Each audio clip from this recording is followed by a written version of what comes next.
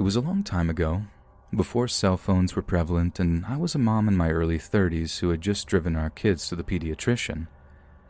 The Macon, Georgia doctor's office was an hour away from our home, and I was just taking the two youngest of my three, then ages 1 and 3 years old, to our scheduled appointment. Because we lived so far away, their office always gave us the last 2 appointments of the day, and we were grateful. The doctor had just built a new building off of a fresh spur of the highway, so the location was quite isolated in every direction, but a very nice facility compared to his old spot by the hospital there. His new building was also pretty far back on the new lot, and my car, a black Jeep Cherokee that we had owned for 2 years, was one of only 4 or 5 cars in the parking lot when we got there. I parked near the front door, removed the kids from their car seats, and for the next hour or so we waited, then saw the doctor, paid, and finally exited back outside. Mine was the only car left in the lot as I loaded the children in their car seats for our trip home, but as the receptionists locked the front glass doors, my car somehow wouldn't start when I turned the key. There was just an odd clicking noise. Gathering the children once again, I knocked on the door until someone allowed us back in and asked to borrow their phone to call a nearby garage for service. I found one in the phone book, and the man said that he would come, but that it might be a bit, so I told him my location, left to go back out to the car, rolled down all the windows, and loaded the children back into their seats once more as we waited.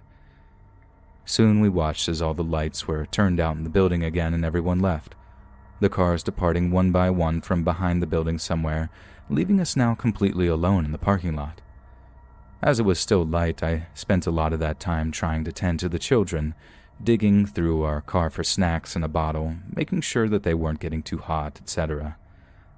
Although the service station attendant said that it was probably going to be quite a while, I was pleasantly surprised when a truck pulled into the empty parking lot pretty soon and a man got out of his pickup, smiled and nodded to me, and said that he was going to raise the hood. He was middle-aged and a bit scruffy, but quite frankly, many gas station attendants sometimes look that way, especially at the end of the day, and I was grateful when he began doing something under the hood almost immediately. I sat down again in the driver's seat with the door open, waiting for him to tell me to try the engine, but he seemed to be taking a long time checking the connections, and I longed for him to just grab jumper cables, yet he never did. Without getting out of the car, I asked him what he thought was wrong, and he said, "Oh, it's just a loose wire, not the battery," and continued doing whatever it was he was doing. I couldn't see his face at all from where I was sitting, and his hands were slightly visible through that long, horizontal slit between the windshield and the raised hood as we waited. More than once he said it was merely a loose wire, and if I would just come up here really quick, he could show me which one it was, so it would never happen again. I remember kind of smiling and shaking my head, saying that sadly there was no reason to show me anything as I didn't know anything about cars. I just thanked him and continued to stay in the driver's seat, again just waiting for the inevitable signal to try to start the ignition that was most surely coming any moment. At one point I remember thinking that he was definitely flirting as he spoke, but I was trying above all to be polite and kind as he was indeed helping us. We were hot and tired and miserable, and truthfully, I was distracted with the kids. Oddly enough, he was starting to sound a little frustrated with me because I wouldn't come up and look at the engine. I remember thinking that I certainly didn't want to make him mad where he left us there all alone with the sun sinking so quickly. And then the strangest thing happened.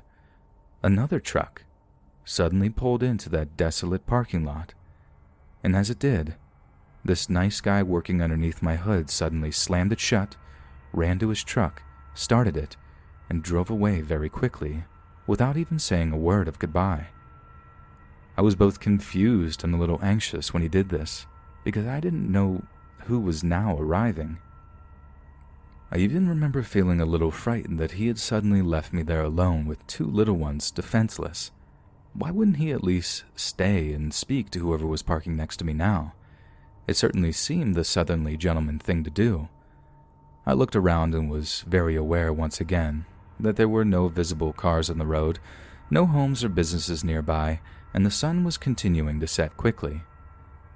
As this new, also unmarked pickup pulled in next to me, I got out of the car once again, this time more apprehensively.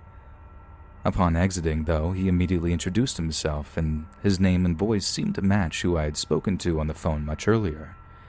He then actually called me by name, apologized for being so late, and finally smiled and stared towards the road, pointing and asking who the man was that had just left so suddenly. Relieved and unfazed, I just smiled back in surprise and told him, "Well, I don't know. I thought all this time he was you." And we both laughed slightly as he then grabbed jumper cables, walked to the front of my car, raised the hood, and started to work. I immediately sat back in the driver's seat once more, suddenly grateful that, with luck, that air conditioner would be blowing full blast shortly, and once again checking the children.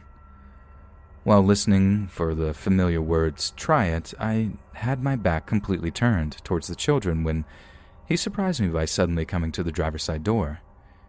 In the strangest voice, he said, "Ma'am, is this yours?"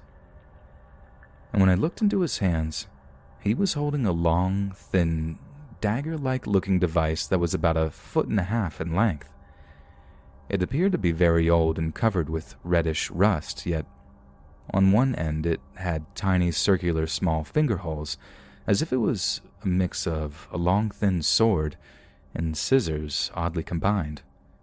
I remember being amazed but not frightened, and I asked where he had found them. "Under the hood," he replied. I said just matter-of-factly that I had never seen them before, but how weird was it that those things had somehow been stuck and undiscovered in my car for all those years? And shook my head in surprise. He continued to stand there and stare at them unbelievingly, and he looked oddly pale too, like he couldn't find the words to speak for a bit, just continuing to stare at the unusual object. Honestly, I didn't care one bit about it. All I could think about was getting the car going, letting me pay him, and leaving. He didn't say anything else, just quickly set them on the curb, started his truck, and then signaled for me to start the Jeep. And when it immediately caught, my 3-year-old cheered. Grateful, I quickly turned on the air conditioner full blast, rolled up all the windows, aimed the air vents back towards the back seat, and reached for my purse to pay out. I stood up and took a few steps to meet him so I could hear the amount now owed. With both of my vehicles running, he came back around to my driver's side, but instead of handing me the bill, irritated me a bit by walking right past me and picking up that weird object once more. "Ma'am," he said slowly, "I want you to look at these one more time," and held them out for closer inspection. This time I moved a bit closer and actually really looked. In his hands, the item still appeared incredibly large, possessing an almost bayonet-looking quality except for the strangely small 2 loops on one end. I had never seen anything like it and told him so. As he held it, he spoke quietly and slowly to me as if trying desperately to make me understand something that was somehow still going over my head. "These weren't hidden somewhere in the engine, ma'am. They hadn't been there a very long time at all, 'cause they were sitting right on top. They must have just been put there." I shook my head no and half smiled as I said, "But they're obviously very old and rusty." To which he pointed more closely and replied, "Yeah, but see how sharp they are? These look like they've just been sharpened." And when I looked down, he was right. The long, skinny dagger-like shape was unusual, but by far the oddest quality was just how sharp it appeared to be. The edges at the tip where the rust had been removed were gleaming silver. As I paid him, his final words to me were, "Ma'am, I don't know what was about to happen here, but I'm really glad I pulled up when I did." He quietly thanked me when taking the payment, told me that I probably needed to call the police when I got home, and then asked me where I wanted the item. I didn't want to touch it, didn't want to take it at all, but I released the back window so he could place it inside. We both then left the lot together, him turning one way, me turning the other towards the small winding highway that would lead me home, still about an hour away. I did indeed contact the Macon police the moment that we arrived home and I got the children inside safely. But although they listened politely, they declined when I offered to bring the scissor-like thing to them later.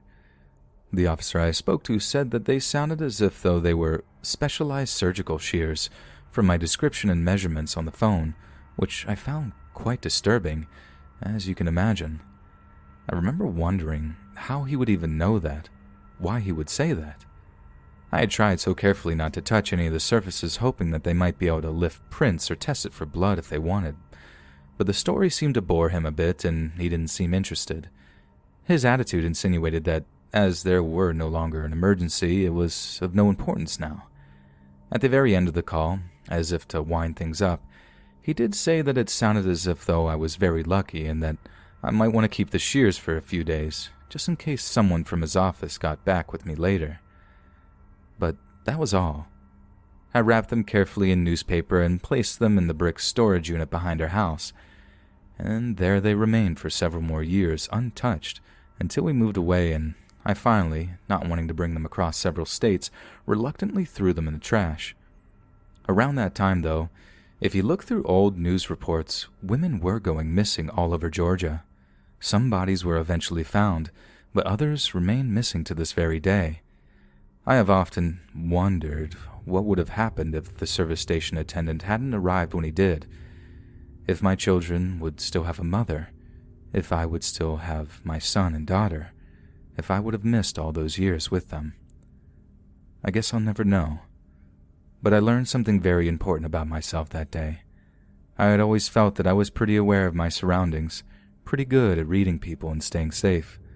But because I was exhausted and tired and hot and stranded in a different city, my common sense and intelligence simply left me for a bit and wasn't working at that time. And many of my friends and family still think that our car trouble that day and my lack of awareness could have easily have cost us our lives.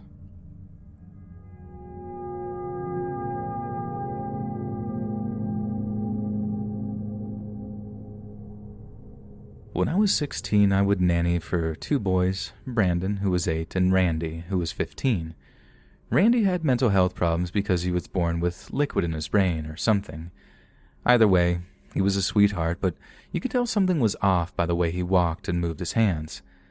They had a dog, Gunner, that was an Akita and Yellow Lab mix. This dog was huge and protective. I watched the kids every other week, all day, Monday through Friday. Gunner watched everything I did the first week. I had to gain this dog's trust. That first week the dog made me uneasy because if I was with the kids and they started being loud and rambunctious, he would get between me and the boys and start growling. Even if I wasn't playing with them and happened to be near them, Gunner learned to trust me really quick, though. There were 2 times that Gunner actually saved our lives. Story 1. The boys lived in a rough neighborhood. Not scary, just rough around the edges. We went for a walk to the playground a couple of blocks away, and a white van slows down behind us. There was a bunch of ghetto guys yelling at us from the window, saying inappropriate things to me, a female, and calling Randy horrible names about his condition. "Just ignore them, guys," I said in a hushed voice as I shifted and put myself and Gunner between the kids. Gunner didn't take his eyes off the van full of them. The tension pulled the fur on his back straight up, signaling to us that he was in protective mode. As the men kept yelling at us, I pulled my phone out and started dialing 911, but I didn't hit send before Brandon started yelling back, defending his brother. Then everything happened so fast. The slider back door to the van opened and 2 men jumped out. "Run!" I remember screaming at the boys just as Gunner ripped himself free from my grip on his leash. Everyone started running but me. The boys sprinted home. The dog sprinted towards the van, and I frantically tried dialing 911. Gunner chased the men back in the van, nearly grabbing the leg of one man, and they sped off. Gunner received a lot of treats and praises when he returned home. And story 2, and this one really freaks me out. I was allowed to have friends stop by since I practically lived there, and the boys liked hanging out with my wholesome teenage friends. If it was a male, though, I'd have to go outside and hug them where Gunner could see and talk to them for a few minutes on the porch. Gunner would assess them. Normally he let them inside without trouble after that, but there was one friend he wouldn't let inside without coaxing. Gunnar would never bite anyone unless actually attacked, just for context. One day a man came to the door, knocked and said he had to drop something off for their mom who was supposedly expecting it. We could see through the window that he seemed like a gentleman and was very nice, but as I approached the door, Gunnar cut me off. He started barking at the door insanely. His back stood higher than my hips, and at the time I was a small girl, and the dog just forced me back. Gunnar literally prevented me from being able to reach the doorknob. He was gentle with me, but forceful. I yelled back to the guy to leave whatever was on the porch, but he seemed insistent, saying things like, "Can you really not just unlock the door for a minute? Come on, Randy knows me." But I had to tell him I physically couldn't get past the door so I could call the mom for him. The man got weird and was like, "No, that's not necessary, I'll come back another time," and rushed off. Anyway, the guy had some distinct features when I described him to the mom later, and she informed me that she had no idea who he was, and that she wasn't expecting anything. We never found out who he was, and thankfully, he never came back. So, thank you, Gunnar. You're a lifesaver.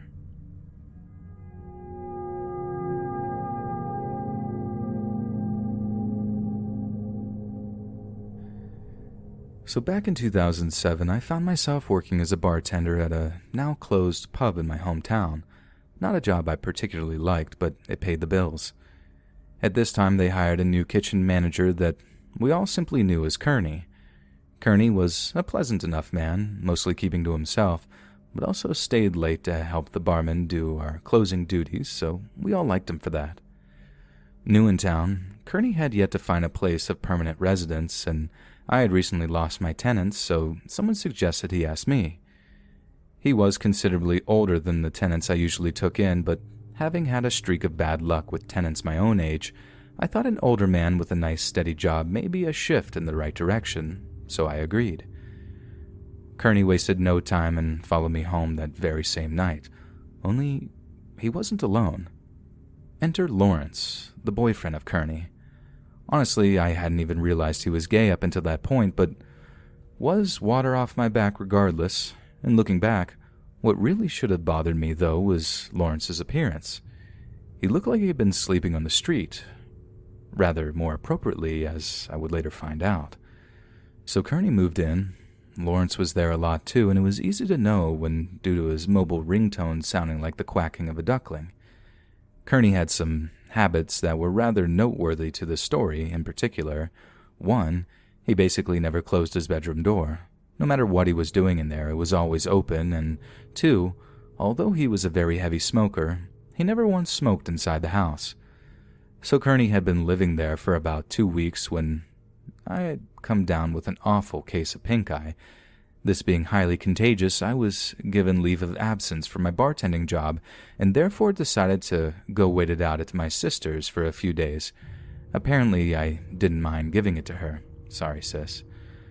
So the day my sister was scheduled to come pick me up, no, I couldn't drive yet, I took a casual stroll into the bar that myself and Ben, my good friend from high school, and at the time co-worker, had been building in my house, and something caught my eye. All our liquor bottles were completely empty. Now, those who have been frequenting my house at that time would know that we weren't just talking about 1 or 2 bottles of brandy here, but bottles of whiskey, gin, vodka, schnapps, liqueurs. Basically, it was a fully stocked bar that could host a pretty big party without requiring much in the way of additions. So I called in Kearney, asking him what he knew about this, receiving feedback that Lawrence and he had been on a slight drinking binge. Those were the actual words he used. That had left me both furious about the thousands of dollars worth of stock that he had drunk out, but also slightly impressed that he was actually still alive. Regardless, I said that I will be dealing with this upon my return. So I'm with my sister for a few days, and on Friday I get a call from my local police department asking me if I know a Conrad Schultz. Ironically enough, I didn't. They finally add that I will probably know him as Kearney, and that I should probably come down to the station as they had just arrested his boyfriend trying to sell my camera equipment. So my sister rushes me back home where all my camera equipment was on display at the police station. It's on this visit that I'm informed that Lawrence was actually a Navy SEAL who got dishonorably discharged before turning to a life of crime and now had a rap sheet the length of the Bible. The kicker was that both he and Kearney were actually homeless men who had met at the Salvation Army. So Lawrence is in jail, and my sister drops me off at home, more or less the same time that Kearney gets home as well. Based on Kearney's account of what had happened, he had turned Lawrence in himself, as he couldn't allow Lawrence to do to me what he was trying to do. Although I had appreciated his sacrifice, I still told Kearney that he would have to go, having been the overall cause of all this. However, not wanting to leave the homeless man, homeless, I gave him until the end of the month to make other arrangements.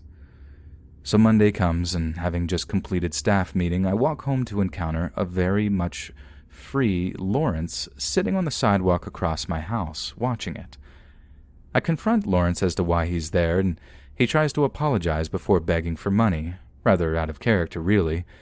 I dismissed him without giving him a cent. Now I go back to the previous night. See, I had mentioned the staff meeting for a reason, as it was at that meeting where he had gotten a rather sizable list of liquor bottles that had gone missing from the storeroom, leaving us all suspecting each other. I, however, would not have to wait long to figure out who the real culprit was, as a few days later, I opened the garbage bin in my kitchen to see the missing bottles, all empty and staring back at me. I decided to sit on this information for the time being, although I did photograph it, just in case I needed it as evidence later. I had also called over Ben to inform him of the developments. As this was quickly becoming a detective game, we decided to enter Kearney's room to search for further evidence. Nothing of vast significance in there, with one exception: 2 single photographs of Lawrence, before he had turned into the homeless version of Lex Luthor or Charles Xavier. Actually, there were several of Lawrence's things still there, but as Lawrence had spent a lot of time there before the incident, I accepted this as normal. Now I should also add that I had mentioned Lawrence's release to Kearney and had told him that if I even suspected that they were still seeing each other, I would throw him out of the house myself. Only a few days would pass before this came into play. On this particular night, I had been bartending again, and Kearney had constantly been stopping by to help himself to draft glasses half full of wine and half full of Coke, which he would go drink outside the restaurant. We confronted him about this, but as he correctly pointed out, he was still a manager and we had no right to tell him what he could or could not do. On his 4th trip, however, I had grown suspicious and decided to follow him outside, where I encountered Lawrence sitting outside sharing the half-Coke, half-wine concoctions with Kearney. This made me livid. So the next day I returned to the restaurant with my photographic evidence that I had handed over to the general manager, who was also kind of a friend of mine. Although I hadn't physically seen it, I had heard the confrontation through the office door when he fired Kearney. Kearney left, obviously upset, and apparently had no idea that I had been the one who turned him in.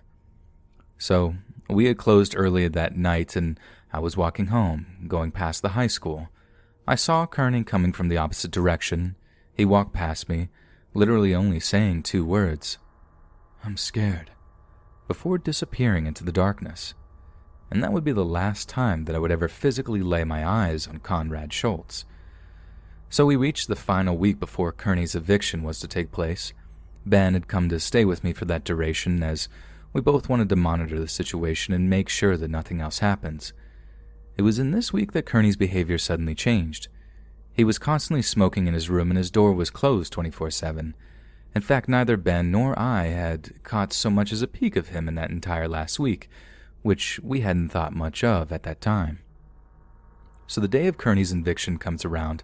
Ben had gone home for a few hours, and I finally hear Kearney's bedroom's door open. Someone walks out of the room, opens the front door, and leaves. I follow him outside, but somehow he had already completely disappeared. What was left, though, was his house keys, indicating that he obviously wasn't planning coming back. I took a look at the keys, noticing something strange. Although the correct keys were all on the keychain, there were also several that weren't mine. Why would he leave me the wrong keys? I remember thinking to myself as I walked into his room. His room was in a shock, not because of the state that it was in. The two had broken his bed in an act of wild monkey love, but I had known about that already. As I said, he never closed his freaking door. But more that he had already literally left all of his belongings behind, with one exception. You guessed it, the two photos of Lawrence. Upon further investigation, I suddenly realized that all traces of Lawrence ever being there had completely vanished, with all of Kearney's stuff left behind. There was one thing of Lawrence left behind, though, his duckling ringtone, which it turned out hadn't been so much a ringtone as an actual duckling, which now strolled around casually in the vacant bedroom, and we named him Neville. So Ben returns and gets updated about the developments, both of us thinking the way that he left was rather weird. Of course, the whole thing had been weird. It was only when I asked the infamous question that this all became a conspiracy theory. Did you ever actually see Kearney in this last week? It was to our shock that we realized that neither of us had. Suddenly putting puzzle pieces together, the changing habits, Neville the duck, the wrong keys, only Lawrence's stuff being gone, it was to great discomfort that we both asked the question, who had really been living in our house this past week? During the next few days, Ben and I went on a mission, searching the town, crawling into drain pipes, trying to find any trace of Kearney's whereabouts, but they all added up to nothing. Conrad Schultz had simply vanished off the face of the earth. That wasn't the case with Lawrence, though. No, he was still around. Having made some new homeless friends, we encountered him several times begging on the streets. I asked him every time, "Hey, where's Kearney, Lawrence?" But he just acted like he had never heard of him. The last time I would see Lawrence was across from work, attempting to break into a car. I called the police on him, and they had arrived rather quickly, arresting him on the spot. While he was being led away by the police, I shouted after him one last time, "Where's Kearney, Lawrence?" But he just ignored me and let the cops drag him away. The next day I filed a police report reporting Kearney as a missing person and suggesting that Lawrence may know something about it, but nothing ever came of it. So Lawrence, I don't know if you did something to Kearney or not, but if you did, please never show your face around my house again.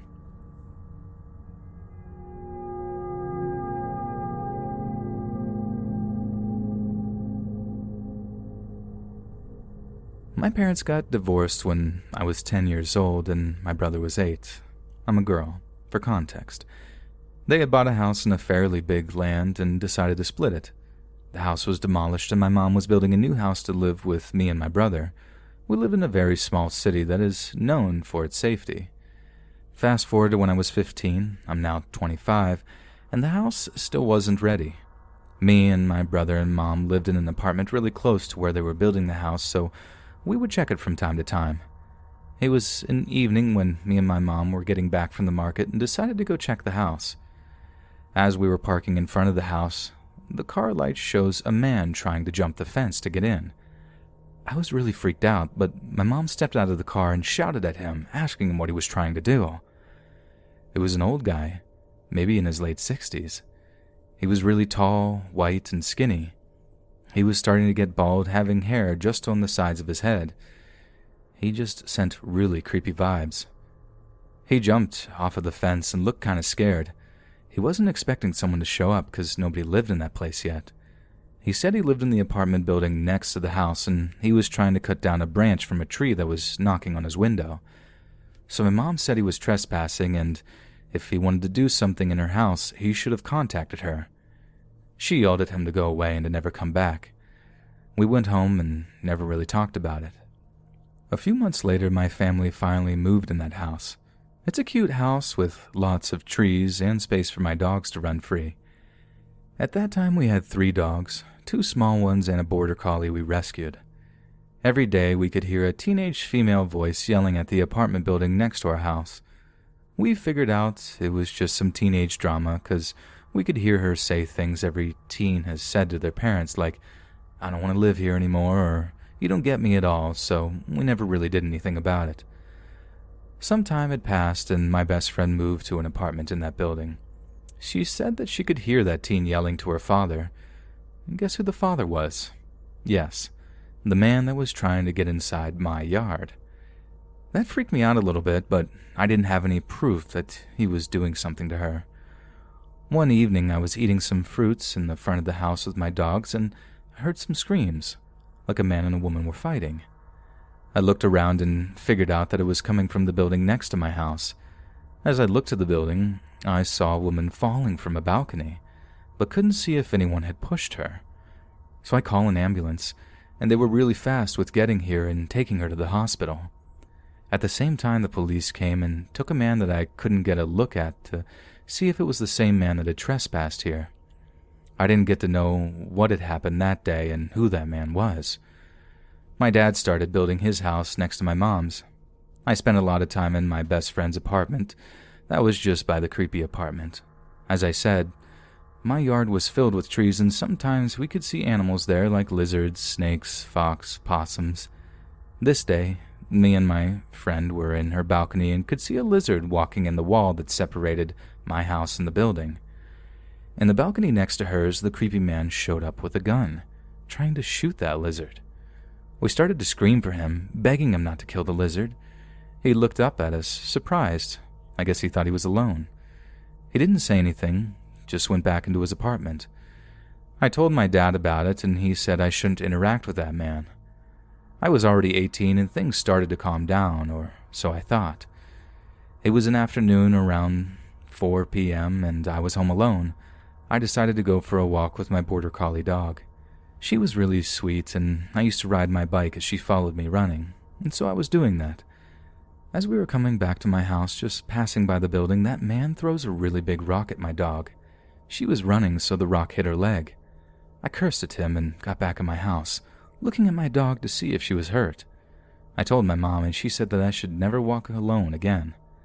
Some days later, I found a really cute but skinny cat at my college, and I was sitting down smoking, and this cat jumped in my lap. I came back to watch a class with him in my lap. He slept through the whole class. I came back home with him. He was orange and fierce. As he was a street cat before, we let him go for walks in my street, and everyone liked him. He was really friendly and asked for everyone to pet him. People let him in their houses and frequently sent my mom pics of that cat of their yards or sofas, so we never thought that he was bothering somebody by walking around. At this time, we were forgetting about the violent nature from our neighbor. My family went on a trip to visit my grandma, and my dad stayed to take care of our pets. He said one night he heard some footsteps around his house, but as he walked out the front door, he couldn't see anymore. He thought it was just the dogs messing around and went back to his house to sleep. When we came back, we realized one of the trees back in my mom's house was dying. It was a really big tree. We think it was over 100 years old. This tree is the biggest one in the yard, and it was always so beautiful. I should mention this is the tree that the man was complaining about the first time that we met him. So my dad went to look at that tree and found a lot of holes in it. He said it's a way to get poison inside the tree to kill it. He also said that we shouldn't tell my mom because it's going to scare her and make her really sad because the trees were the main reason that she bought the place, and I never told her about it. Some time passes, and me and my brother moved out to another town to finish our studies. I wanted to take my cat with me, but my mom said it was going to be hard for him to adapt to living in an apartment. He likes so much walking around, so I agreed that she should stay with him. A few days later, she visited me and said that my cat had died. I was heartbroken. How did it happen? She found him with his neck broken in front of the apartment building next to our house. His head was twisted, but my cat was still alive. But as she arrived at the vet, my cat had already passed away. She said that she thinks it was that man that killed him. We don't have any proof, but you know that feeling when you just know it. I cried so much, and just writing about it makes me cry again. He was my first cat, and he was so sweet. My mom still lives in the same house. She has 5 cats now, but none of them go out. That man still lives next to her. I'm with her during quarantine, and I see him all the time. He walks past our house, always looking up to see if someone's in there.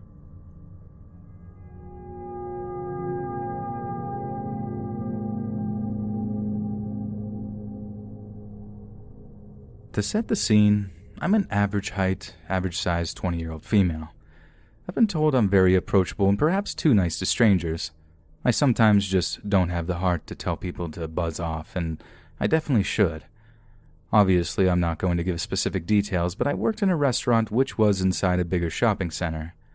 My stalker, an old man named Eric, worked for the actual shopping center itself and not a store inside it like me. When I was 16 and first started the job, I was quite timid and awkward and let anyone say pretty much anything to me. I didn't quite know what to say when older customers and other employees would make inappropriate comments to me. I would simply just laugh it off, whatever people would say, or not respond. In my 16-year-old mind, this was a lot easier to handle. I had one other friend at my job who was my age, and her name was Jessica. Jessica had worked there for longer than I had, and one day she asked me if I had heard of this guy who worked in the shopping center called Eric. Jessica described Eric as very strange and didn't describe him as frightening or unsettling, or even someone to be afraid of, just as a very eccentric man.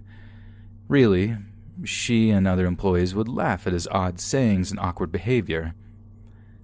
Jessica has also told me that Eric had brought her a present on Valentine's Day, chocolate. Anyone would think this was friendly behavior or harmless flirting if he wasn't a 50-year-old something man bringing chocolates to a 16-year-old girl he barely knows. I began to see for myself that Eric wasn't just an innocent old man with a slight crush. He had other intentions. The first time I remember Eric approaching me was when I was filling up a machine near the entrance of my work. This machine was out of the view of all of the other employees, and the restaurant was empty, so this is pretty much the perfect time for a creep to approach without being seen. Eric wasn't supposed to enter my place of work when he was working at the shopping center, so he had deliberately gone out of his way to come and speak to me. To describe his appearance, he is your typical creepy old loner. He was gaunt, had gray hair with bald patches, and had beady little eyes which he never averted from yours, and I can't get them out of my head till this day. Eric must have snuck up on me. As I looked up, he was standing right next to me, a little too close. I could feel his breath on my cheek. "My name is Lucy," and Eric asked me, "Lucy, are you married?" He almost giggled after he asked me this. He had a smirk on his face, which made me feel as if he was trying to pretend that he thought I was older than I was, and at 16, I looked 16. Eric liked to ask me questions that he already knew the answer to, just to see what my reaction would be. Letting me know in his own way that he had been looking up information about me on social media, he would do this frequently. I began to clock onto the fact that Eric had been going a little further than just approaching me at work, and instead stalking my social media accounts in the weeks following this first encounter, such as Twitter and Instagram, when he began asking me very specific questions about things I had posted about it in the days before. For example, I had posted on Instagram about a tattoo that I got, which was in homage to my favorite band. I was serving a customer one day, only to be interrupted by a shrill but quiet voice. It was Eric. His eyes were huge, and he looked a pure excitement and menace on his face. He had yet again entered my workplace when he wasn't supposed to, just to talk to me. He asked me, "Lucy, what's your favorite Nine Inch Nails song?" Eric relished in my discomfort. He could see by my reaction that I was clocking on the fact that he had been viewing my personal social media, and the thought of that made my blood run cold. I felt disgusting and violated. The tattoo I had gotten was covered by my work uniform, so the only way he could have seen it was by going through my Instagram page. This creeped me out majorly, but somehow I just forced myself to forget all about it and carried on working. Over the course of a few months, Eric would come into my workplace more and more frequently, asking me bizarre questions and still reciting back to me things that I had tweeted about or posted on Instagram. Every time I would see him, I would get visibly uncomfortable, and he liked this, and this is what he wanted. All while this was happening, Jessica approached me and let me know that Eric had followed her in his car on her walk home from work, slowly down to ask her where she lived. I had also been told other disturbing news about Eric from multiple different people. It seemed as if he was becoming more invested in whatever his intentions were towards me and Jessica. News had traveled to one of my managers about Eric's unsettling actions towards me, and this manager informed me that a few years ago, Eric was rumored to have followed a young girl who used to work for our restaurant into a toilet. Things didn't quite make sense to me. He was known for being a creep, yet still employed at the shopping center? On one hand, I was glad to know I wasn't just creeped out for no reason, but on the other hand, I was frightened, as he'd been doing this for years, yet no one had stopped him. There was a woman who worked at the same place as me called Rebecca, and she had some sort of disability which caused her to befriend and be trusting to people without knowing anything about them. It seems that Eric took advantage of her, as he had asked for her phone number and she gave it to him. Rebecca had shown me her text with Eric. He had texted her things like, "Rebecca, are you alone?" and "Rebecca, are you sat on the bus alone?" But the most unsettling part of all was the text from Eric that read, "Rebecca, could you please let me know any information on the girls that work at the restaurant that we worked at?" I was stunned. This was quite slowly turning into my nightmare. I was constantly questioning why this old man was so bent on finding out everything to do with my life. Why me? He had gone out of his way to source information about me through a vulnerable person I worked with, and I was scared he was going to go further. Again, this creeped me out, but still, for some reason I forgot about it and carried on with my life, which was very hectic at the time, and in a way I'm grateful that I didn't have the time to dwell on Eric's growing obsession. However, this was something I wouldn't be able to ignore forever, as Eric began inserting himself into my life in ways I couldn't just ignore or brush off. One night I was watching the movie Grease with my family, and I must have tweeted something stupid like, "Grease is my favorite film," because it is a great film, right? Anyways, the morning after my tweet, Eric approaches me in his usual way and utters, "Do you like the film Grease, Lucy?" The same usual smirk lit up his face, and the same usual wave of disgust washed over me. He was really making it a point to let me know that he was watching me. I tried to carry on with my day, but spent the entirety of my shift feeling a little shaken up. To someone reading this story, it may not seem as unsettling to you as it did to me at the time, but when someone is going out of their way to make sure you know they know information about you, you spend every waking hour thinking about what they plan to do with this information and why they insist on taunting you with this knowledge. The very second I clocked out of work and got into my car, my phone went off. This was a notification for PayPal. I clicked on this notification to see that I had received $3 from an Eric Stanley and a note attached that read, "To Lucy, Grease is the word, from Eric." He literally found my PayPal account to send me $3 with a quote from the movie attached to it. If this wasn't crazy enough, in the days following I received a string of anonymous calls, incessant calls, one after the other. I was in floods of tears and ended up having a huge panic attack. I felt like there was no escape. My phone rang and rang and rang all night. I had to turn it off to get away. Even when I turned my phone back on, the calls continued, and every time my phone would ring, my head felt like it was being impaled with the sharpest knife in the world. I was on complete edge. The phone calls that I did answer were just someone breathing down the phone, making a point to breathe heavy. I even swear that they were trying to sound like that they were touching themselves, pleasuring themselves, which sickened me. I had no proof that this was Eric, but it wasn't hard to put two and two together after all the lengths that he had gone to in order to track down my personal information. If he had found out my PayPal address, my phone number, and all my social media accounts, what was stopping him from finding out where I live, breaking in, hurting me or my family?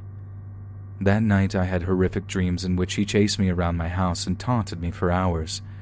I still have similar dreams and struggle to sleep without my boyfriend present, as I'm scared he's standing right outside my door to this day.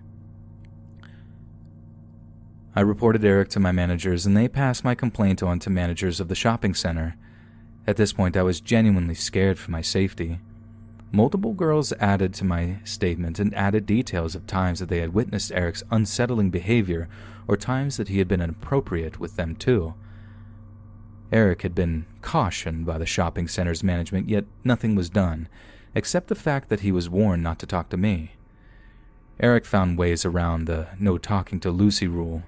He would make animal noises at me when he would see me, like a monkey or a dog or any bizarre noise that would get my attention. I think he just wanted me to think that he had outsmarted me, found a way around the rules. After this, I stopped working at the restaurant as a full-time job and saw Eric less and less, which was obviously great for me. I moved cities as I went away from university and made new friends, which distracted me from my old life in my hometown. I still thought about Eric every now and then, and when I focus on it for too long, I can't be alone. Out of fear that he is still keeping tabs on me, and the thought of that terrifies me. After moving away and starting my new life, I forgot about the twisted little man who used to obsess over me in my old job. I forgot he existed, but I was soon going to remember. On Christmas Day, I was back home in my hometown with my parents. My phone buzzed, and I expected it to just be another message from a friend or family member, but I was wrong. I received a notification from PayPal, and it was the exact amount of $3. Only not from Eric this time, but from a girl whose name I didn't recognize at all. I opened up the PayPal app only to see a note attached to this payment that I had received, and the note read, "Sending on behalf of Eric."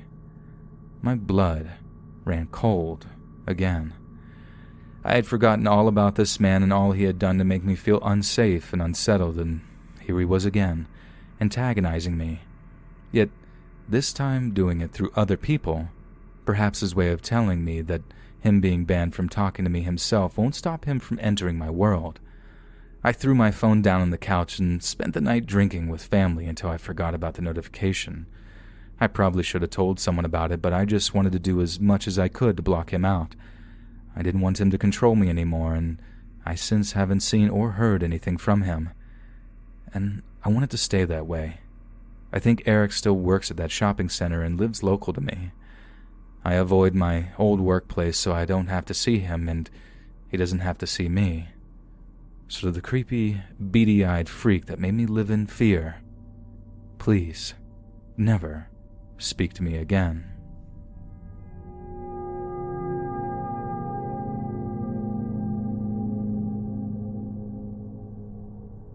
I had broken up with my now ex back in January of 2019. My doing. I was angry at everything and had joined Tinder. Talked to a guy that seemed pretty cool and was quite attractive. I talked to him quite a bit, took a lift down to where he lived. Now his dad had passed away not too long ago, so he moved back in with his mom to help out. I found that very sweet, and so I thought nothing of it. We took a lift to Walmart and to the liquor store as his mom had requested some wine. I had bought a pizza to bake at their home to make a decent impression and had purchased her wine, which she gave me cash for despite my protests, again, trying to make a good impression. This home was gorgeous. They had an old-timey jukebox, and the freaking sink taps in the bathroom were installed in the mirrors. Water flowed from a spout in the freaking mirrors. His mom was as sweet as Southern tea and seemed to have been taking a liking to me. Cool, I thought. So this guy had been messaging his lesbian best friend C and explained that he had helped her out after she broke her ankle and such. Again, I thought, what a nice guy. We drank, we were intimate, and everything was cool. I had told him I had borderline before we met up and had warned him I had scars from previous cutting incidents, but nothing recent. He was fine with it and understood. The next morning, I had an interview at a major company call center, and his mom offered to drive me. Such a sweetheart. I did great in the interview and was offered the job. I immediately texted this guy to tell him the good news. So one day when I was home and had slept for about 8 hours, I wake up to a dozen text messages and over 20 Facebook messages from him. It ranged from, "Hey, how's it going?" to, and it's hard to say this, I had seen how the messages progressed as quickly as I scrolled through and saw the one that says, and I still have the picture of it, "Those cut marks on your arm." Yeah, I wouldn't have dated a cutter anyways. Most of them are pathetic, that need to get some serious help. Might as well keep doing that since it seems to be your only friend. Dear God. I blocked him immediately. Then I posted it to my Facebook page so if anyone knew him, they could know what he was actually up to. I get a friend request from his friend C that I talked about earlier, and she filled me in. Apparently she's not a lesbian. She has broken up with him hours before befriending me, so they were still dating when he had me over, and he told her I was a lesbian. Also that he goes by his middle name. I had done a basic search with the name he provided and on his Facebook page to make sure he wasn't a felon or something crazy before meeting him. Well, when I did the search with his first real name, sure as pudding, so many charges including having illicit images of children on his computer. He'd been stalking her, pinging her phone location and messaging her stuff like, "Oh what, you're not going to leave your house?" And he told her to end her life. She had gotten the cops involved. She had sent me screenshots of the messages he was sending. We talked a bit more, and while I'm not a medical professional, it was kind of clear something was wrong. He was lying, manipulative, aggressive, angry, and obviously his moods would flip faster than mine. I offered to send her what I could of the messages in case she could use them to build a case against him. Shortly after, I got a friend request from a name I didn't recognize, something generic like Mike. Then I got a message saying, "Hey, it's Jay, how's it going? How's your job at the company that I was hired at that his mom drove me to for the interview?" I was freaked out. He knew where I worked. The building was secure, but the parking lot not so much. I got pepper spray and called my dad, who had been in the police force and such since I was alive. He advised to not carry a baseball bat because if it was wrestled for me, it could be used against me, but pepper spray was a decent choice. He also said that while online bullying isn't something the police can do much about, if he messages me again, it goes into the harassment area, and if needed, he would be reported ASAP. I was getting off of work after midnight, and I was scared out of my mind. I parked as close to the building as possible with my pepper spray in hand. Fortunately, I haven't ran into him since. I do not want to meet with him again. I've also moved since and changed jobs. If it sounds too good to be true, it probably is.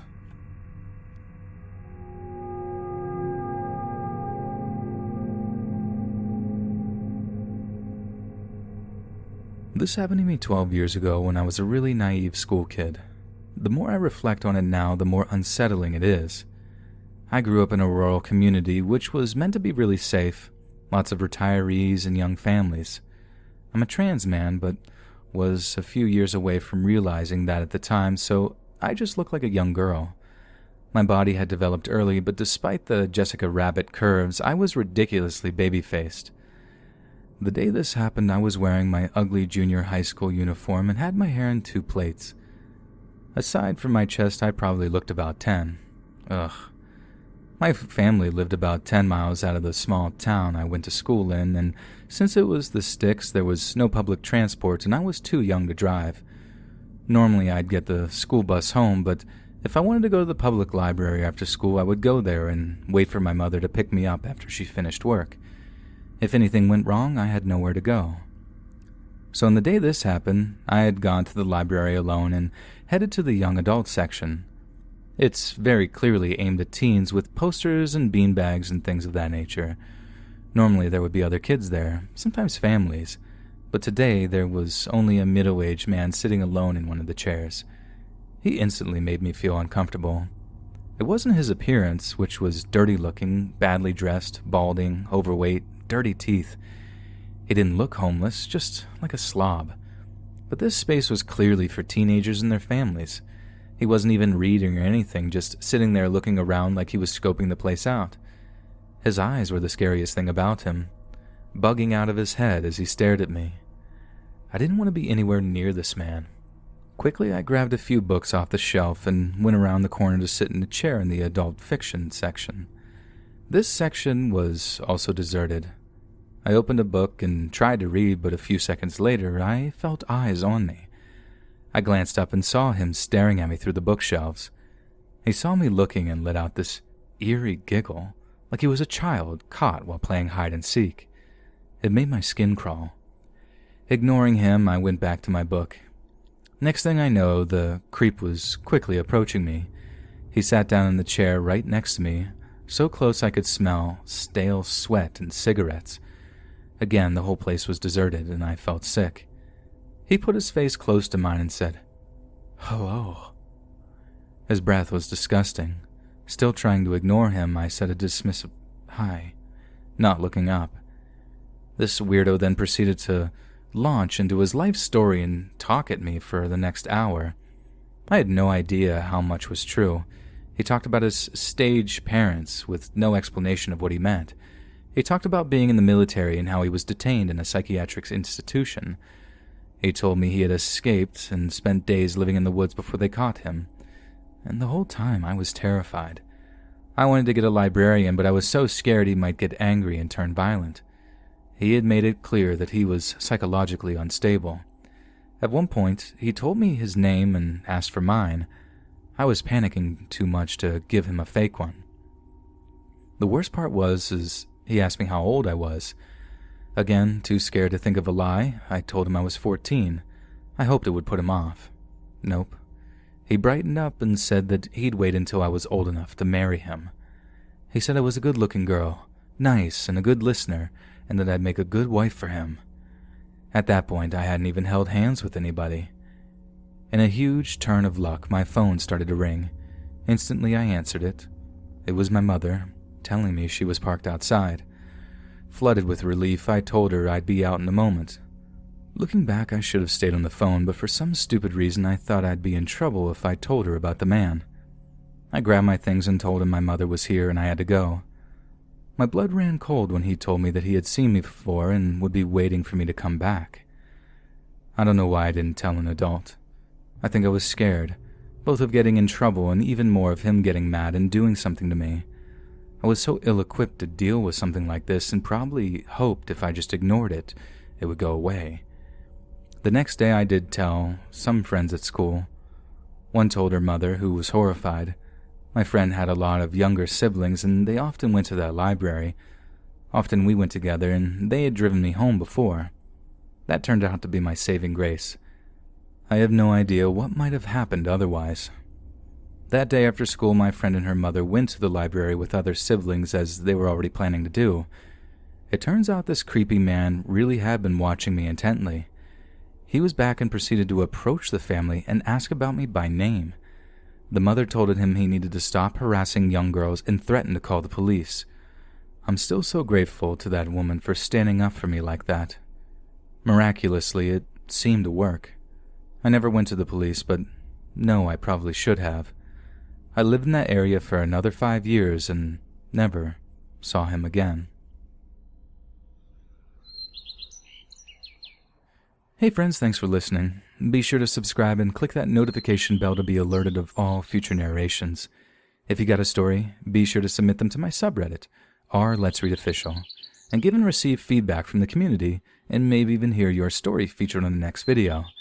And join my Discord to interact with me and other listeners directly. And if you want to support me even more, grab early access to all future narrations for just $1 a month on Patreon, and maybe even pick up some Let's Read merch on Spreadshirt. And check out the Let's Read podcast, where you can hear all these stories in long compilation form and save huge on data, located anywhere you listen to podcasts. Links in the bio. Thanks so much, friends. And remember, we have to save the Ninja Turtles.